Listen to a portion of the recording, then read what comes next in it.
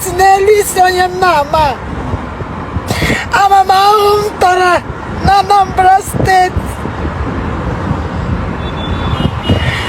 Soludo, ị nwere ntị ga-anụrụ. N'inwekwala ntị ihe ọbụla ị hụrụ gị were. You are crossing your boundary. Ị na-amazi Chineke aka ihu.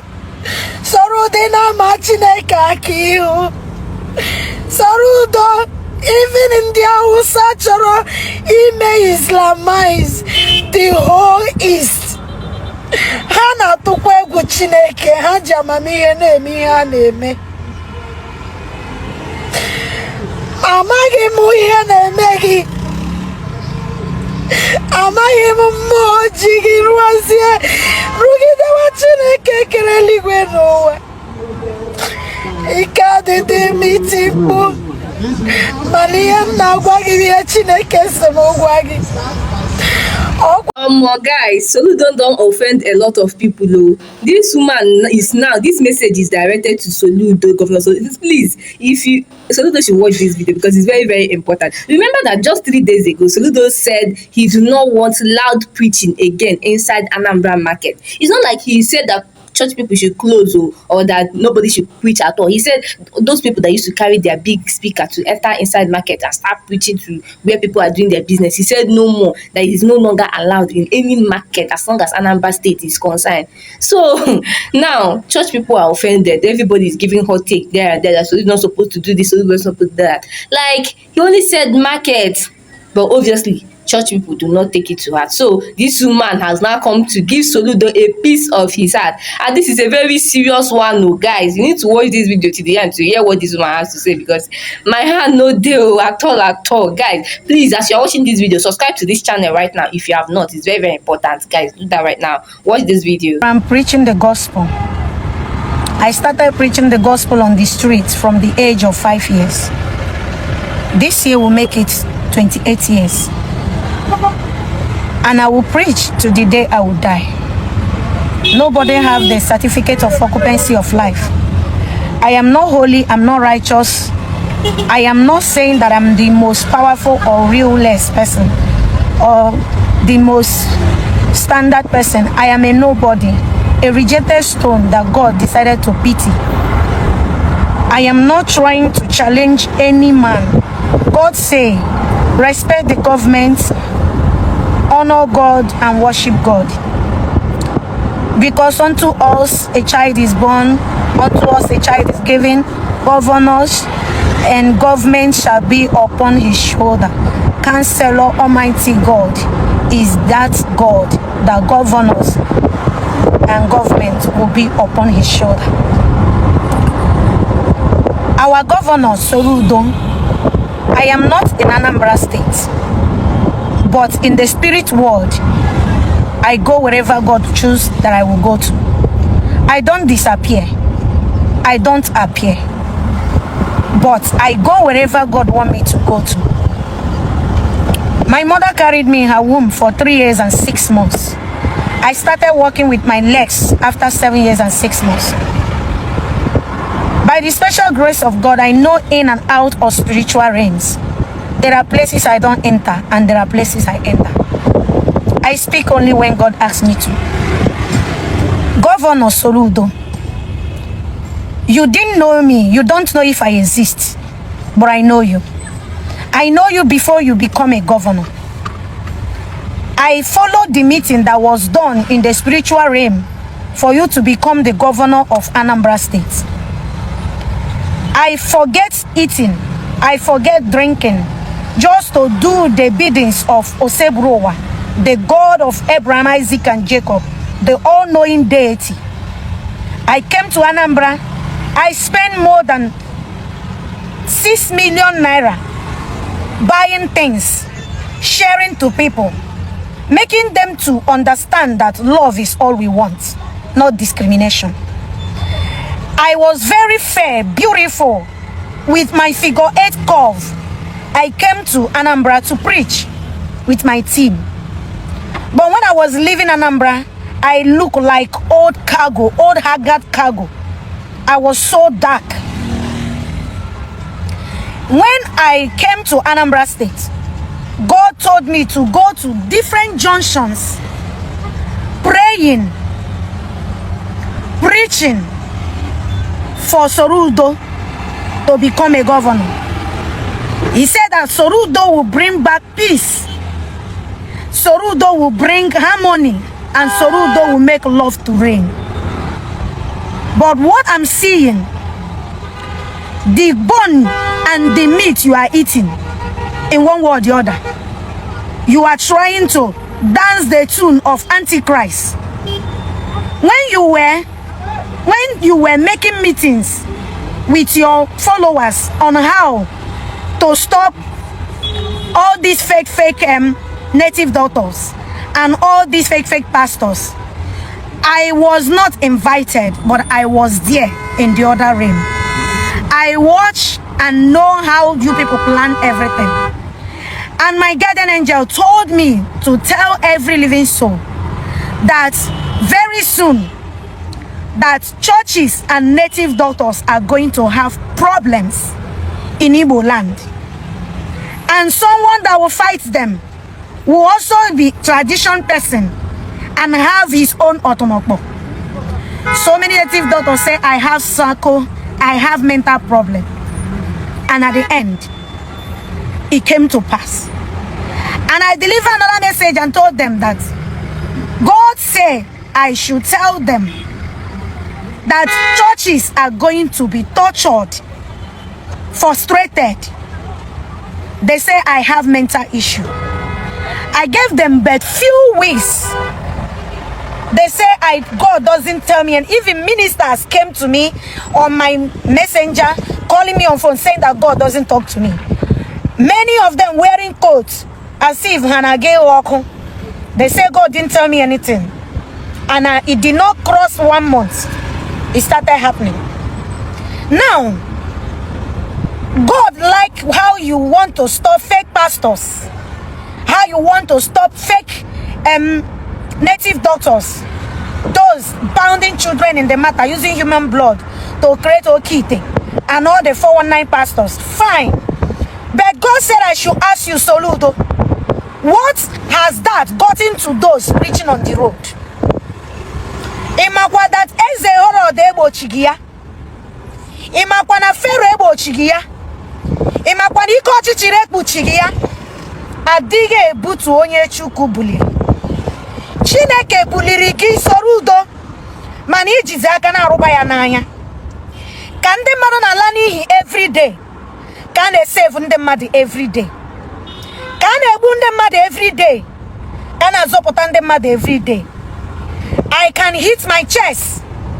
Ngwa gị sị, ị mara onye mbụ, mana ama m gị.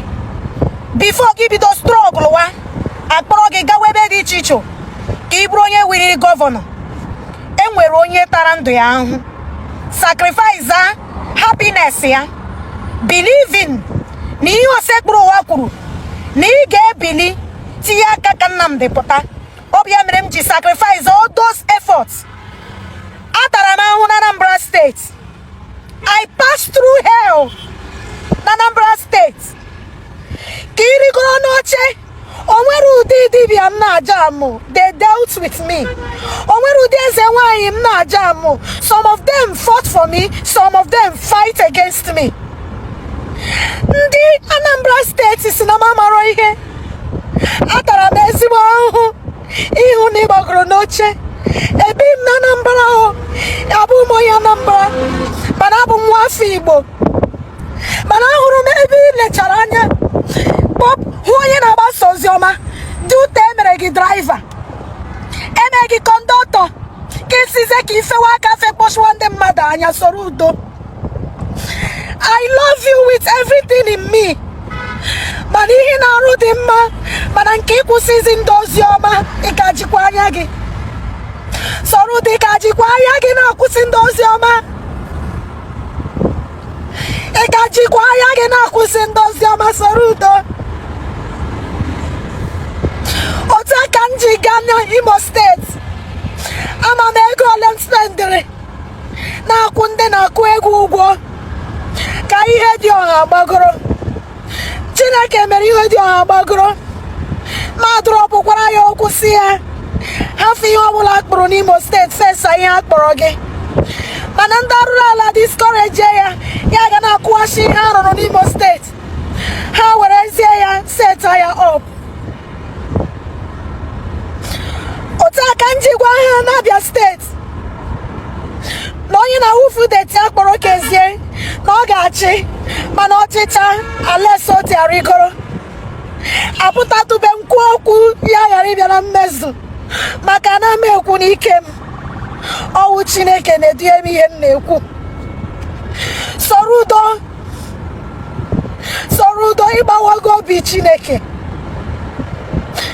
Mgbatu gị agaghị adị mma. Agara m akwụkwọ, enwero m ego, mana Chineke ji ma rụọ ọrụ. Soludo, mgbatu gị ga-awa gị isi, mgbatu gị ga-eme ezinụlọ gị agbawa ọsọ, mana ọ bụghị echiche Chineke na-echere gị, mana ọ bụ echiche ndị iro gị mere ka ị were aka gị chewara onwe gị. Soludo, cheta aha gị. Soludo, esola ọgba aghara. Ọ ka mma na iwere nsogbu wit ekwensu karịa na iwere nsogbu wit onye kere eluigwe n'ụwa.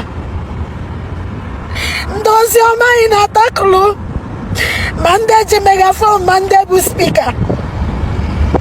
Chetakwa ọnwụ ndị ahụ siri Hosanna ebe Jizọs nọ, ọ bụkwa ha si crucify him. Ịhafụ gị ihe a gwara gị mee na-eme ihe ọzọ, maka na ndị na-akwụ aka na-aja gị eze karịrịzi ndị na-agwa gị eziokwu. Ọmụnwa ma ihe m na-agabiga na-enye m assignment n'elu isi onye m na-ama. Amamahụ m tara na Anambra steeti. Soludo, ị nwere ntị gị anụrụ, ma iwekwala ntị ihe ọbụla ịhụrụ gị were. You are crossing your boundary. Ị na-amazi Chineke aka ihu. Soludo, ị na-ama Chineke aka ihu. Soludo, even ndị Hausa chọrọ ime Islamize the whole East, ha na-atụkwa egwu Chineke, ha ji amamihe na-eme ihe ha na-eme. Amaghị m ihe na-eme gị, amaghị m mmụọ ji gị rụgidewa Chineke kere eluigwe n'ụwa. Ike adịdị m iti mkpu, mana ihe m na-agwa gị ihe Chineke sị m gwa gị. Ọ gwara na ị chọghị n'ihe Chineke sị m gwa gị, ihe dị gị mma mewa. Agwa ntị ma ọnụ gị, egburu isi ntị esoro ya.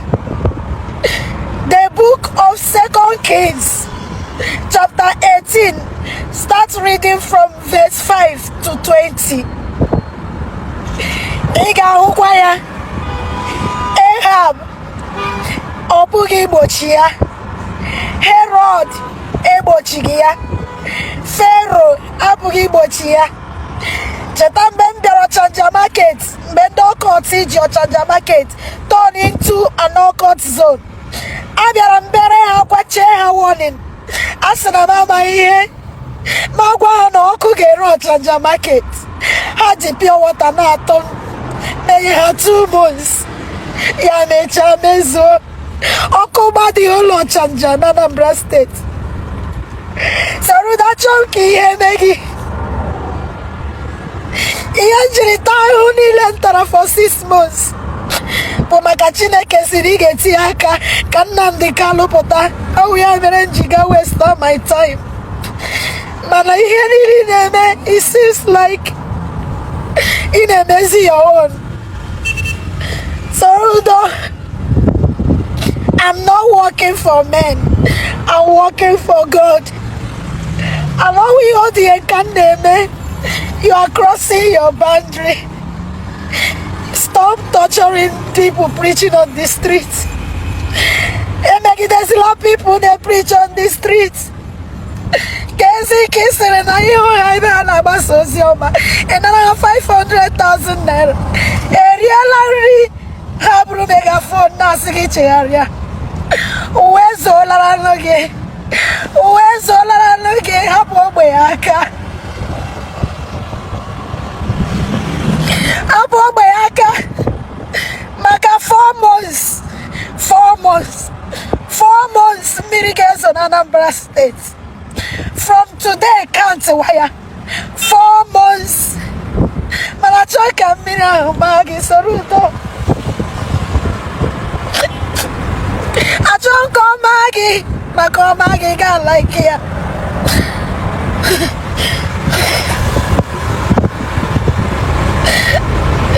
Soludo, you're a good man.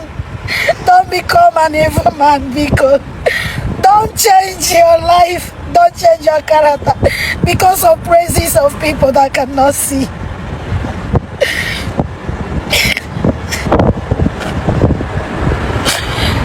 I am not in Anambra, I am in River State, but God has been telling me since I saw that video that I should warn you, that I should tell Anambra State, no Google, Neroko, Ocheno na Hemmano. Oh Google Neroko, no Cheno Hagamano. Naya 4 months as a warning. Now after 4 months, Naya gave me who I gave Jimara. Naya cano no chase ya. Soludo, I will not say again. Otua ka Jehovah Kuru. I seriously did not know how to analyze this case, because this one is a spiritual battle. This one is a spiritual battle between Soludo and his people. When he came for native doctors, everybody were rejoicing, and they deserve it.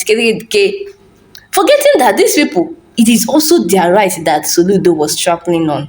You get freedom of worship, but you forget that one day it may be your own religious turn, it may be your own worshiping turn. You get, I don't see anything wrong that Soludo said though. Seriously, I did not see anything wrong. This woman is just getting on her feelings for nothing sake. She asked me, Soludo never stopped the preaching of God or whatever. Soludo never did that. He only said, don't use your loud preaching inside